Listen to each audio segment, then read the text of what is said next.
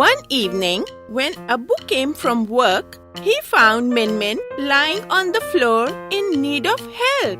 It was the plastic bag Bilal had left for her to play with. Little did she know, the poor kitten started to choke on it, leaving her helpless and gasping for air.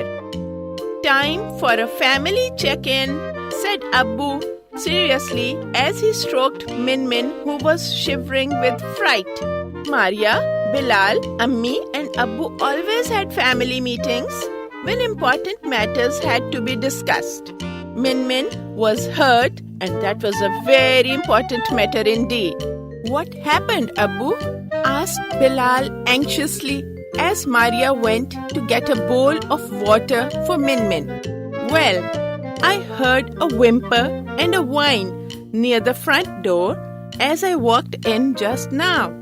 Min was lying there, trapped in a plastic bag and hardly breathing. She could have been hurt badly if I hadn't arrived in time," said Abu sadly. Ammi, Maria and Bilal were sad too.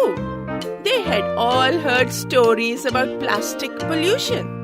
Stories of cows and goats on farms who were sick after eating hay with pieces of plastic in it. Stories of birds and other animals who were trapped in plastic bags.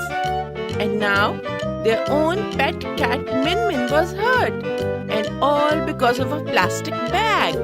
From that day onwards, the Khan family made sure no plastic bags were left around the house. Maria and Bilal's mother made a special box to store used plastic bags. She called it the Plsonter box. "Ammi, what's a Plsonter?" asked Bilal. "A plastic monster." I took the pl from the word plastic and onster from the word monster to make up a new word, Plsonter.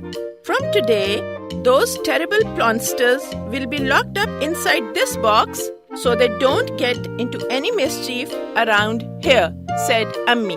The Plsonter box was placed in the kitchen and all sorts of plastic bags went into it. Small, big, blue, yellow, red and more. Bags that went crackle and bags that went foosh. Bags that crumpled into a softball and bags that didn't crumple at all. Maria and Bilal were surprised to see how many plastic bags came into their house every day. Soon, the box was so full of Plsonsters that the lid wouldn't close. Peeping Plsonsters would jump out every time they got a chance. They would slide, run, slither, or fly and try to get away before anyone could catch them. As for Min, she still loved the rustle, crinkle, or crackle sound that came each time she got her paws on a Plsonter. Abu again called for a family meeting. They needed to decide what to do with the hundreds of plastic bags they had collected. Min purred softly as she snuggled near Maria's feet while everyone gave their ideas. In the end, Ammi's idea was declared the best. The Khan family was excited. They couldn't wait to get started. Evenings became busy in the Khan house. After homework and dinner, everyone worked on the new Plsonter project. They tied one plastic bag to the other and made long chains of plastic yarn, which were then wrapped into bundles. The plastic yarn was used to make useful objects. The days Abu had free time after work, he joined in too. Ammi had made a floor mat for the kitchen. Bilal had made flowers for Ammi. Abu had made a hat for Dadi, and Maria had made some toys for her maid's children. Bilal and Maria took the things they had made to school to share with their friends, teachers, and principal. At school, everyone agreed that plastic bags were causing many problems in the environment. They were amazed to see the creative things that Maria and Bilal's family had made from used plastic bags.